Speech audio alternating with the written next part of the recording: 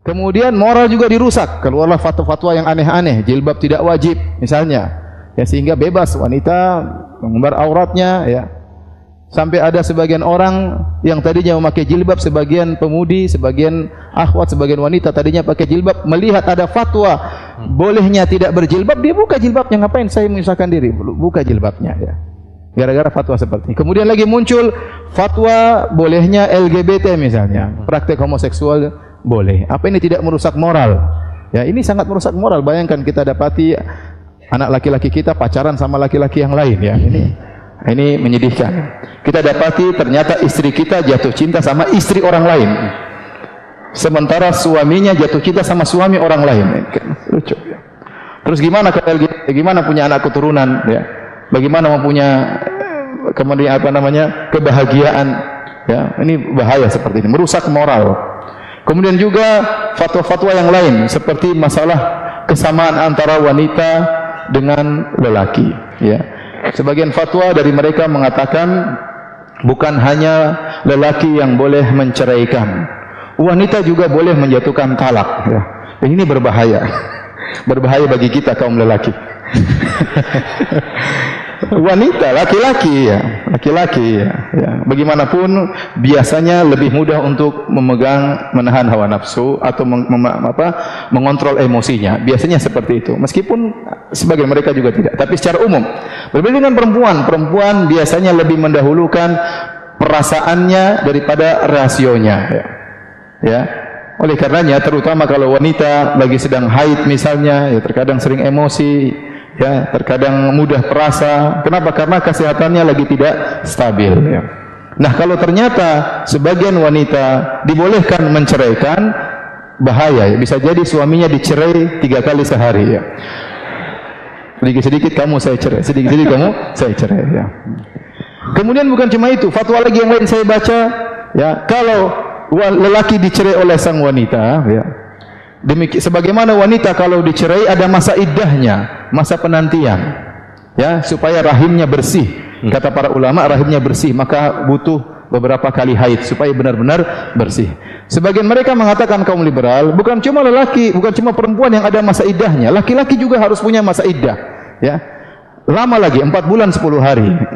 Ngapain, ya? Ya. Suruh nongkrong 4 bulan 10 hari. Apa yang mau dibersihkan, ya? Oleh karenanya rusak agama ini, ya. Rusak. Apalagi liberal itu bebas, tidak boleh menyalahkan. Siapapun boleh berpendapat. Saya mau ngomong apa saja, kamu tidak boleh protes. Oleh karenanya, serusak apapun liberal, tidak ada saling bantah-bantahan di antara mereka. Karena kalau mereka membantah, hilang label liberalnya, hilang. Karena liberal itu bebas, Anda harus membiarkan orang berpendapat. Silakan mau ngomong apa saja, silakan berpendapat, ya.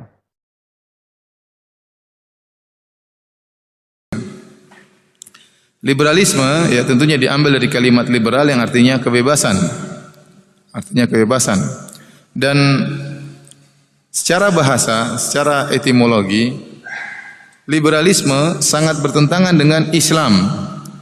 Karena Islam dalam bahasa Arab diambil dari kata aslama yuslimu islaman, yang artinya menyerahkan diri. Yaitu seorang hamba menyerahkan dirinya kepada Allah Subhanahu wa taala, ya.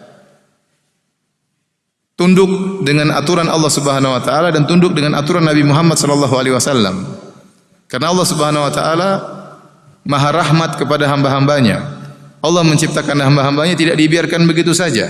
Allah turunkan aturan-aturan agar mereka tunduk, terikat dengan aturan-aturan tersebut demi kemaslahatan mereka.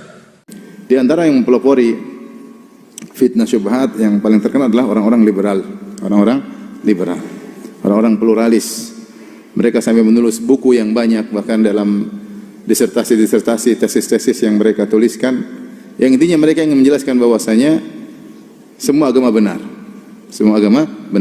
atau mereka mengatakan bukan cuma Islam saja yang benar, atau mereka mengatakan jangan kau yakin betul dengan apa yang kau yakini, karena tidak ada kebenaran absolut, semua kebenaran relatif. Ini buat ragu, semua kebenaran relatif. Ya, benar menurutmu tapi belum tentu benar buat orang lain. Salah agama lain, salah menurutmu tapi belum tentu salah pada hakikatnya. Karena tidak ada kebenaran absolut, kebenaran mutlak. Yang ada hanyalah kebenaran relatif. Ini sangat berbahaya karena menggoncang asas fondasi agama seseorang. Jadi cara penilaian mereka itu seperti ini kira-kira. Fawailul lil musallin, titik. Celaka orang-orang yang salat, selesai. Tidak dilanjutkan. Alladzina hum an salatihim apa? Sahun. Yaitu orang yang lari dari salatnya. Jadi fawailul musallin, celaka orang salat binasa, titik, sudah. Dia enggak lanjutkan ayatnya. Mereka seperti itu sering.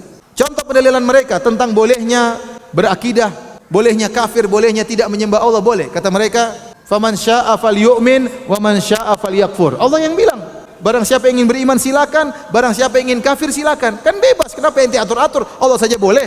Ya akhi, ayat itu didatangkan oleh Allah untuk mengancam, bukan untuk membolehkan. Lanjutkan ayatnya, Allah mengatakan, inna a'tadna lidzalimina naran ahata bihim suradiquha. Lanjutan ayatnya, Allah menyiapkan api neraka jahanam bagi orang-orang zalim.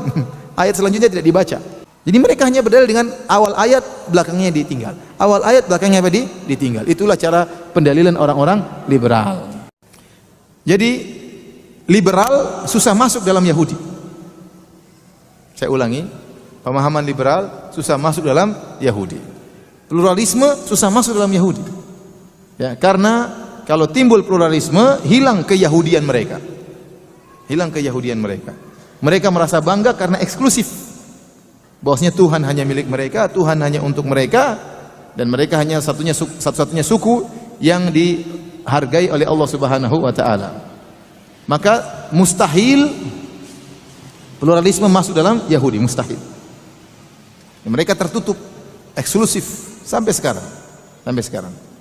Kalau ada orang Yahudi yang pluralis, itu Yahudi bahlul ya.